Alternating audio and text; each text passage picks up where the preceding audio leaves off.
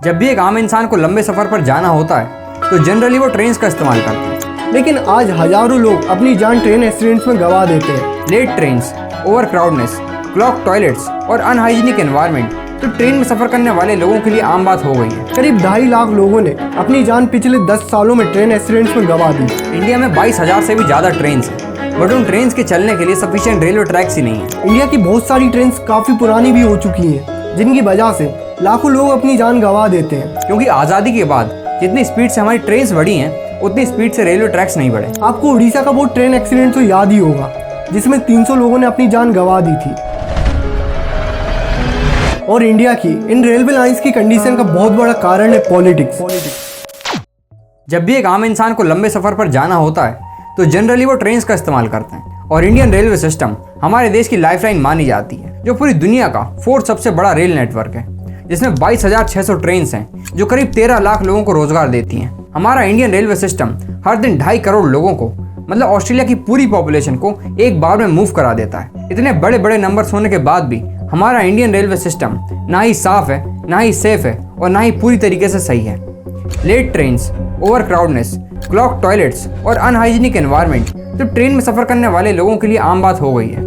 और आजकल तो ट्रेन एक्सीडेंट्स भी कॉमन हो चुके हैं। लाइव मिनट के according on an average 100 rail accidents हर साल इंडिया में होते हैं। लेकिन इसके पीछे का कारण क्या है, चलिए जानते हैं। इंडियन रेलवे की शुरुआत 1850 में हुई थी, जब इंडिया पर ब्रिटिशर्स का राज था। उस टाइम पर ब्रिटिशर्स के सामने एक अनडिनाइबल प्रॉब्लम थी कि इंडिया में रिसोर्सेज तो बहुत है, बट उन रिसोर्सेज को एक जगह से दूसरी जगह तक ले जाने का कोई प्रॉपर और इफेक्टिव तरीका नहीं है। और उस टाइम पर अमेरिका और ब्रिटेन में भी रेलवे सिस्टम स्टार्ट हो चुका था, तो ब्रिटिशर्स ने इंडिया में भी रेलवे स्टेब्लिश करा और 16 अप्रैल 1853 को पहली ट्रेन चलाई गई, जो बॉम्बे से थाने तक चली थी। और तब से लेकर आज तक इंडिया में 92,000 किलोमीटर से ज़्यादा रेलवे लाइन्स हैं। लेकिन ब्रिटिशर्स के टाइम पर ट्रेन एक्सीडेंट्स उतने होते ही नहीं थे, लेकिन आज हजारों लोग अपनी जान ट्रेन एक्सीडेंट्स में गंवा देते हैं। नेशनल क्राइम रिकॉर्ड ब्यूरो के अकॉर्डिंग करीब 2.5 लाख लोगों ने अपनी जान पिछले 10 सालों में ट्रेन एक्सीडेंट्स में गंवा दी। According to Khanna committee report 76% accidents derailment की वजह से होते हैं, मतलब ट्रेन ही पटरी पर से उतर जाती है।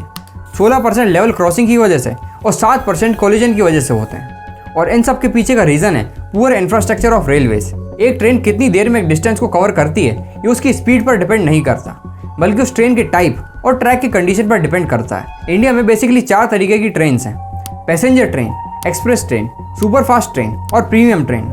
लेकिन इंडिया में जो ट्रेन 42 किलोमीटर पर आवर की स्पीड से चलती है उसे एक्सप्रेस ट्रेन बोल दिया जाता है। इंडिया की superfast train 55 kilometre per hour की स्पीड में चलती है और premium train 70 kilometre per hour की स्पीड में, और पैसेंजर ट्रेन 40 से कम की स्पीड में चलती है। लेकिन जब आप इसे अपनी नेबर कंट्री जैसे चाइना से कंपेयर करोगे तो कंडीशन बहुत ख़राब है।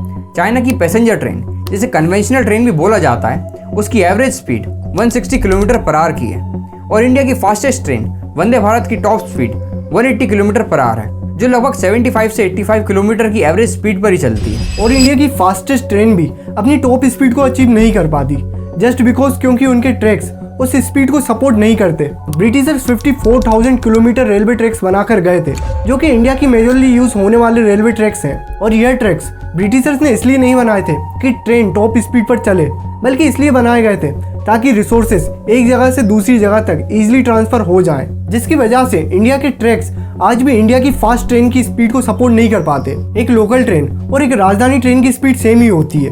राजधानी ट्रेन नॉर्मल पैसेंजर ट्रेन से फास्ट इसलिए होती है क्योंकि उसके नंबर ऑफ प्लेटफॉर्म कम होते हैं। एक राजधानी ट्रेन को कम स्टेशन पर रुकना पड़ता है, जिसकी वजह से इसकी ओवरऑल स्पीड बढ़ जाती है। लेकिन वहीं पैसेंजर ट्रेन को मल्टीपल स्टेशन पर रुकना पड़ता है और कई बार उन्हें बहुत ज़्यादा वेट भी करना पड़ता है due to train traffic. India में 22,000 से भी ज़्यादा ट्रेन हैं, बट उन ट्रेन के चलने के लिए सफिशिएंट रेलवे ट्रैक्स ही नहीं है, जिसकी वजह से बहुत सारी ट्रेन को एक ही ट्रैक पर चलना पड़ता है। और इस कारण से उन ट्रैक्स की एफिशिएंसी कम होती जा रही है। साथ में ट्रेन ट्रैफिक की प्रॉब्लम भी सामने आती है। जिस तरीके से रोड पर ट्रैफिक लगता है सेम उसी तरीके से रेलवे स्टेशन पर भी ट्रैफिक लगता है, क्योंकि आज़ादी के बाद जितनी स्पीड से हमारी ट्रेन बढ़ी हैं उतनी स्पीड से रेलवे ट्रैक्स नहीं बढ़े, और इसलिए बहुत सारी ट्रेन को स्टेशन पर वेट करना पड़ता है, जिससे उनके आगे की जो कनेक्टिंग ट्रेन हैं वो जा सकें। शताब्दी ट्रेन, राजधानी ट्रेन, लोकल पैसेंजर ट्रेन और मालगाड़ी, इन सारी ट्रेन की स्पीड अलग अलग होती है, बट इन सारी ट्रेन को एक ही ट्रैक पर चलाया जाता है, जबकि दूसरे देशों में ऐसा नहीं होता। अलग अलग ट्रेन के लिए अलग अलग ट्रैक्स होते हैं और इसलिए जापान, चाइना, अमेरिका जैसी कंट्रीज में ट्रेन की टॉप स्पीड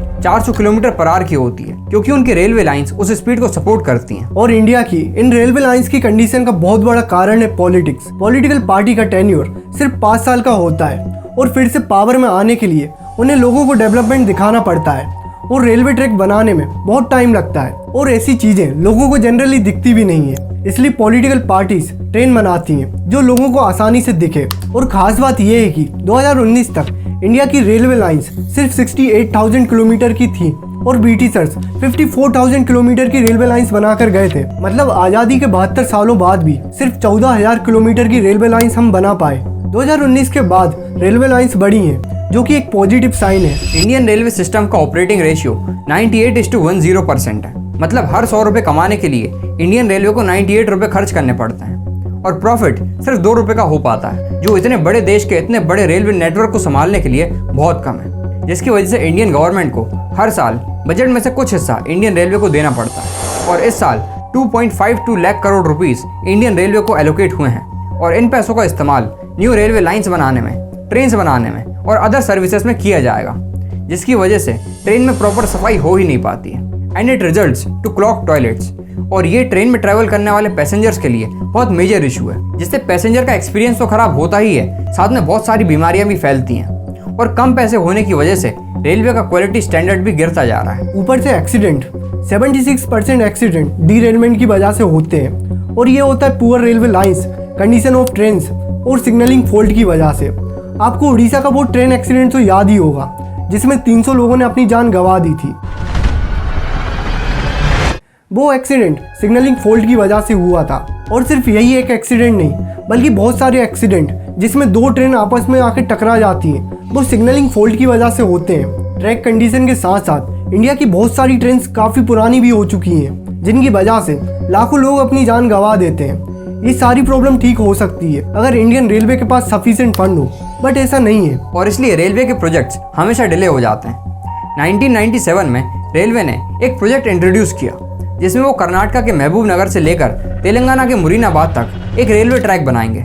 आज करीब 27 साल पूरे हो गए हैं। ये प्रोजेक्ट आज भी कंप्लीट नहीं हुआ और सिर्फ यही नहीं, बेलापुर सीवोट प्रोजेक्ट 30 सालों से डिले है। ऐसे ही 647 रेलवे प्रोजेक्ट्स 26 सालों से डिले चल रहे हैं। 2016-17 में मिशन रफ्तार इंट्रोड्यूस हुआ जिसका टारगेट था कि 2021-22 तक वो सारी पैसेंजर ट्रेन जो 50 किलोमीटर पर आवर की स्पीड से चल रही हैं उन्हें 75 किलोमीटर पर आवर तक, और फ्रेट ट्रेन जिन्हें मालगाड़ी कहते हैं उनकी 25 किलोमीटर पर आवर की स्पीड को 50 किलोमीटर पर आवर तक ले जाएं। लेकिन रिजल्ट बहुत शॉकिंग था। पैसेंजर ट्रेन की स्पीड में कोई भी फर्क नहीं आया और फ्रेट ट्रेन की स्पीड 23 किलोमीटर पर आवर की हो गई। इस प्रोजेक्ट में टोटल 2.5 लाख करोड़ रुपीस लगे हुए थे, बट इसका आउटपुट कुछ भी नहीं निकला, बल्कि कम हो गया। रेलवे मिनिस्टर अश्विनी वैष्णव ने पार्लियामेंट में बताया था कि रेलवे की अप्रोक्स 3 लाख सीट्स खाली हैं और वो अभी तक भरी नहीं गई हैं। लैक ऑफ एम्प्लॉयज़ की वजह से एग्जिस्टिंग एम्प्लॉयज़ पर बर्डन बढ़ते जा रहा है और इतनी सीट्स खाली इसलिए हैं क्योंकि वैकेंसीज ही नहीं निकाली जा रही हैं। अब इसके पीछे का क्या रीज़न है ये हमें भी नहीं पता, बट रेलवे की मेजोरिटी प्रॉब्लम के पीछे का reason lack of profits and funds है और गवर्नमेंट को रेलवे में रिफॉर्म्स लाने की भी ज़रूरत है। बिकॉज रेलवे को इंडिया की बैकबोन बोला जाता है और जब बैकबोन ही डैमेज होगी तो देश आगे कैसे बढ़ेगा। अगर आप इस वीडियो को अभी तक देख रहे हैं तो अपनी ट्रेन जर्नी का सबसे बेस्ट और सबसे वर्स्ट एक्सपीरियंस कमेंट में ज़रूर बताएं। वीडियो को लाइक करें और चैनल को सब्सक्राइब करना ना भूलें। जल्द मिलते हैं अगली वीडियो में। धन्यवाद।